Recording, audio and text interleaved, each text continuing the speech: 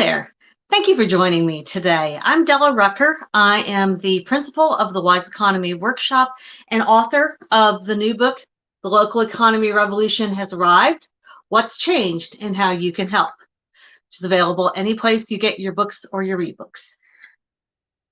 It has been a little bit of a weird day today. I am on dog sitting duty, as I am every so often, for a young man that we are sort of foster parenting, although he's an adult and he just kind of needs a little extra support. And it is rainy, cloudy, and windy outside, which means that all of my hair up here just decided to do everything. I got this one piece that's going like completely crazy land. Completely a mind of its own. And of course, it's always the piece that has a different color that decides to do these things. So it has been one of those days where nothing is quite exactly the way planned, including doing this broadcast a little later than usual. So thank you for those of you who are joining or watching this later. As I've always said, I really appreciate being able to talk about these things a little bit, especially during this period where we're still not, going out and doing conferences and the like the way many of us are used to. So today I'm going to continue reading through the first principles of The Local Economy Revolution Has Arrived. And the reason for doing that is because what this book is about is really about core change and about changing not only the way we do things, particularly when it comes to taking care of and advocating for and working for the places that we care about, whether it's a neighborhood or city, whether it's our professional job or something that matters to us personally. As I've said many, many, many times, we're really at a moment of very profound change, and I think we're all aware of that now. And that didn't start with the appearance of COVID-19. That has been going on and developing. That change has been developing for 20, 30, 40, 50 years, depending on who you talk to. Certainly for me, I trace the beginnings to the early 1980s and what I've often called the collapse of the industrial economy that created what we know of as the Rust Belt today. Wasn't a term, Rust Belt, in the 1970s. Not to my knowledge, at least. I was a kid. So the local economy revolution is really about rethinking and re-examining both where we've been and where we're going, and looking at how do we need to fundamentally change not just our techniques, not just the things we do, the programs we put in place, all of that kind of thing, but our fundamental approach to the communities that we care about.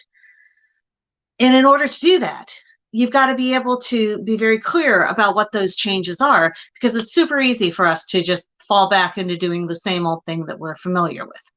But what's that old saying about insanity is doing the same thing twice and thinking you're going to get different results?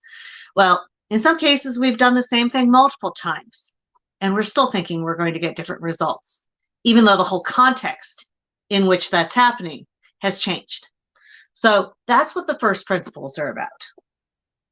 And the one we're going to talk about today is one that is a particular favorite of mine.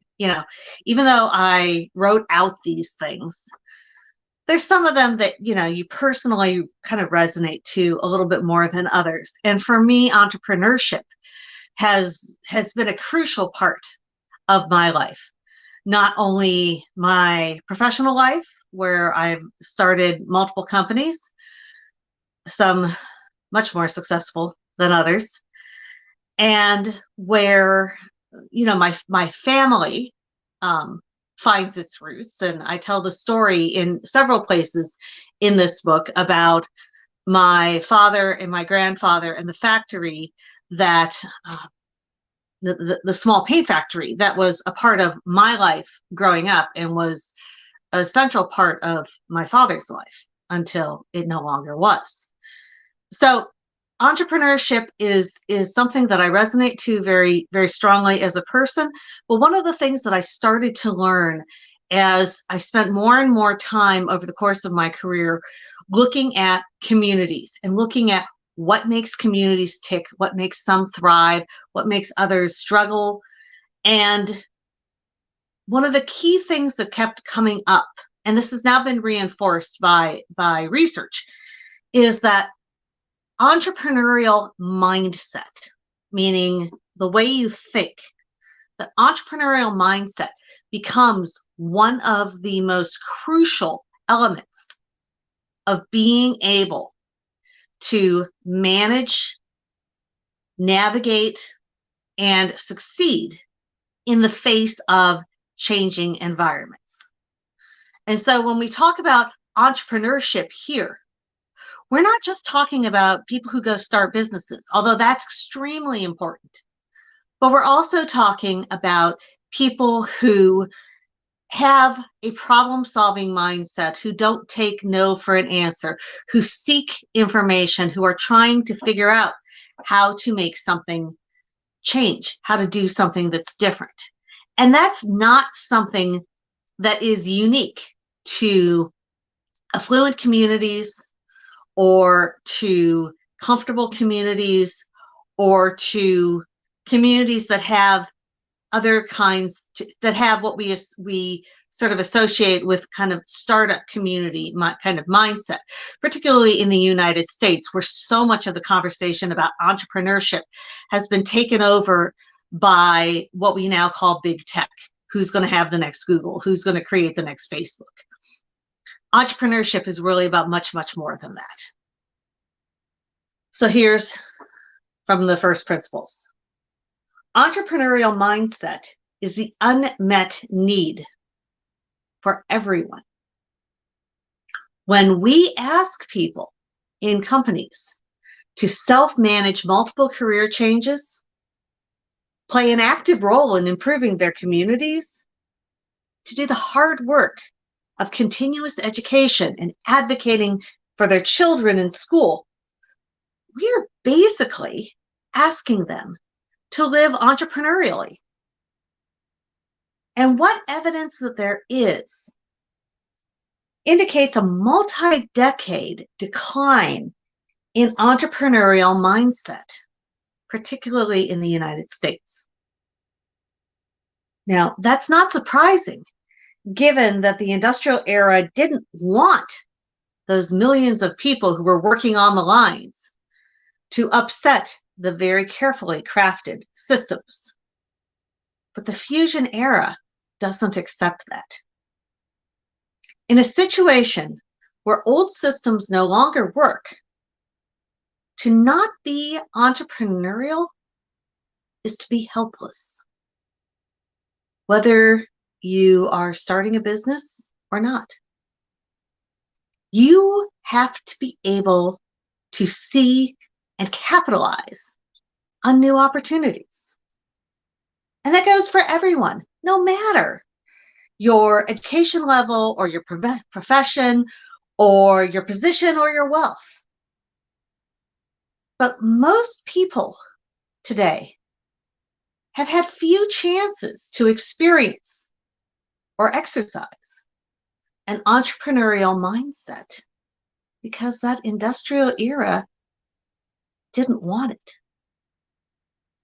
If our work is about people, and if we in our communities, in the places that we care about, are so dependent on our talent, then it follows out that an entrepreneurial mindset is arguably our biggest asset, our human ecosystem's new superpower.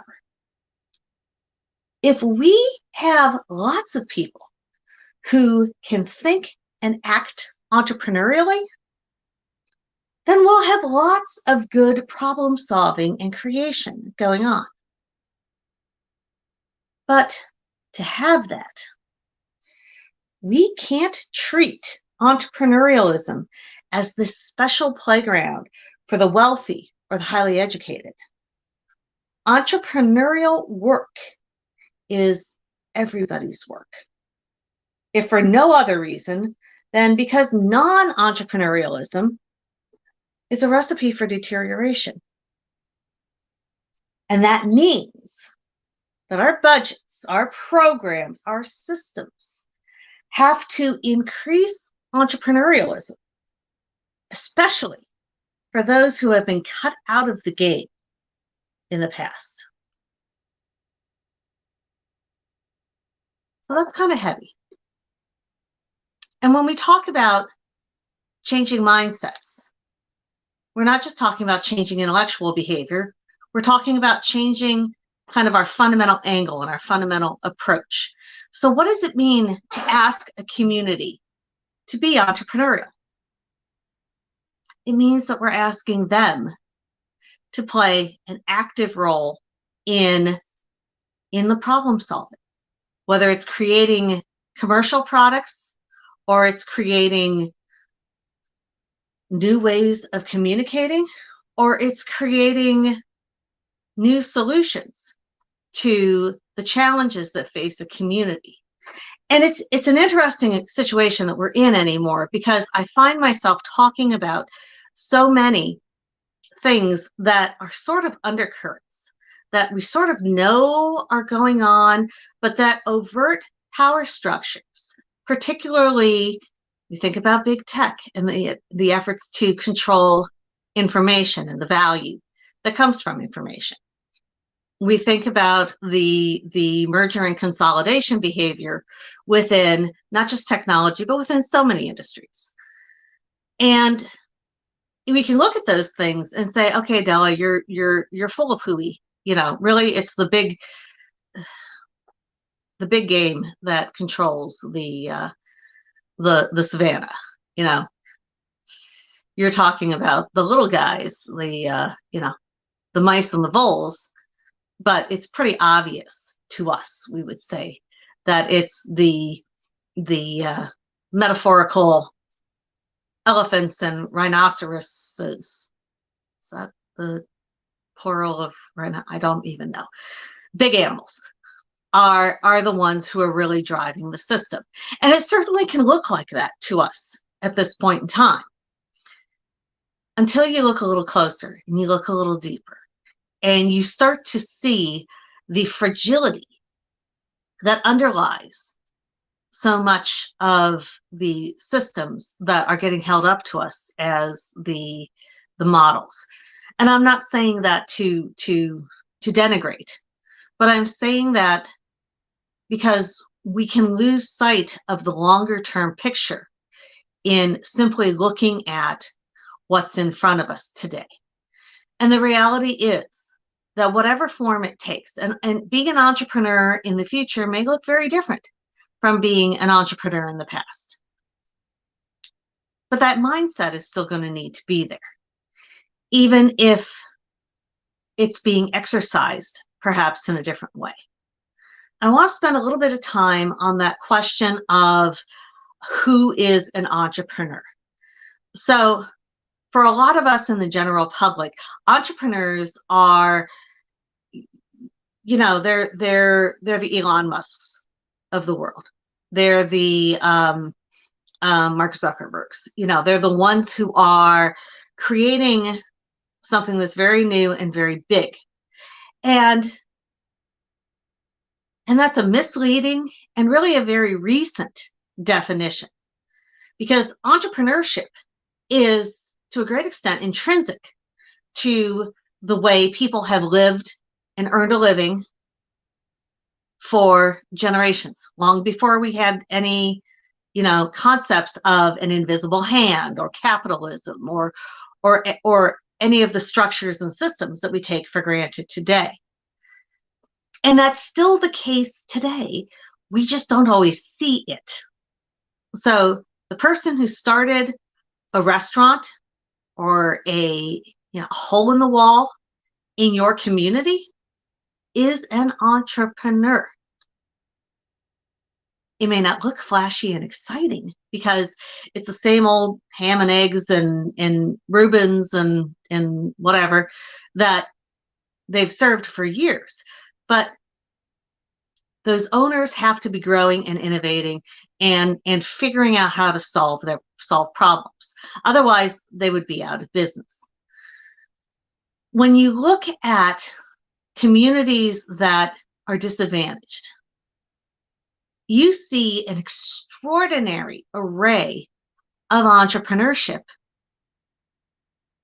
but we don't call it that. And the interview that I did here with Kamal Akhtarya of Trap House a week or two ago is he tells his story beautifully.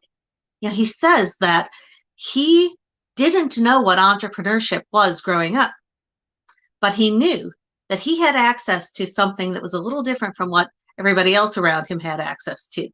And that if he used that access, and in that case, it was a CD burner. So, you know, hush on the piracy thing, you know, we know that. But he was a kid in high school in the, early 90s. That's entrepreneurship. And so that spirit of entrepreneurship lives with incredible power and incredible vibrancy and diversity in not just our, startup pitch events or our, hackathon nights, but in the places where we haven't gotten used to looking for it necessarily, and in places where that might not be what people know to call it.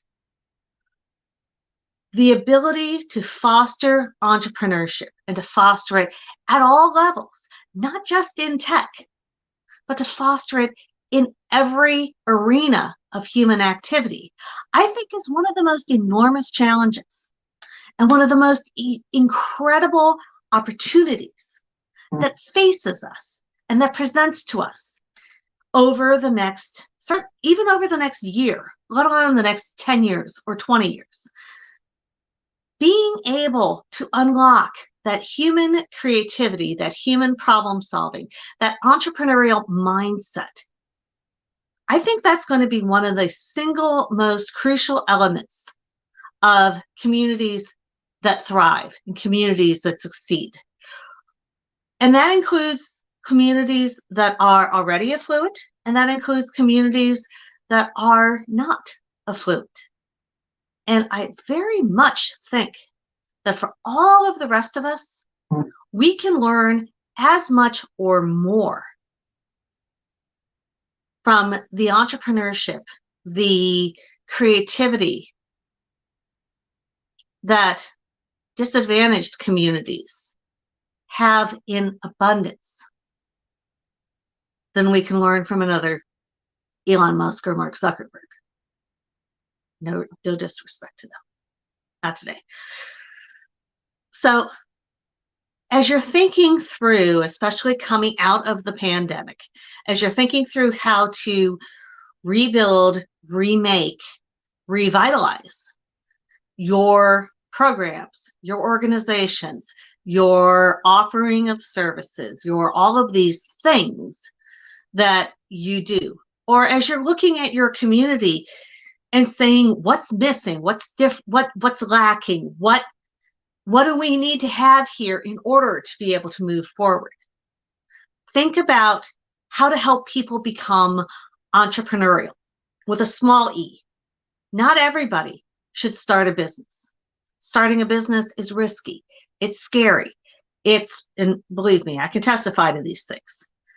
Starting a business might not be for everybody, but entrepreneurial problem solving is. And the more of that we get going on, the more we're going to come over this transition, and we're going to come through all of these questions that we have today about what is AI going to do? What is artificial intelligence going to do? And what about the robots? And what about people who don't have enough education and blah, blah, blah, blah.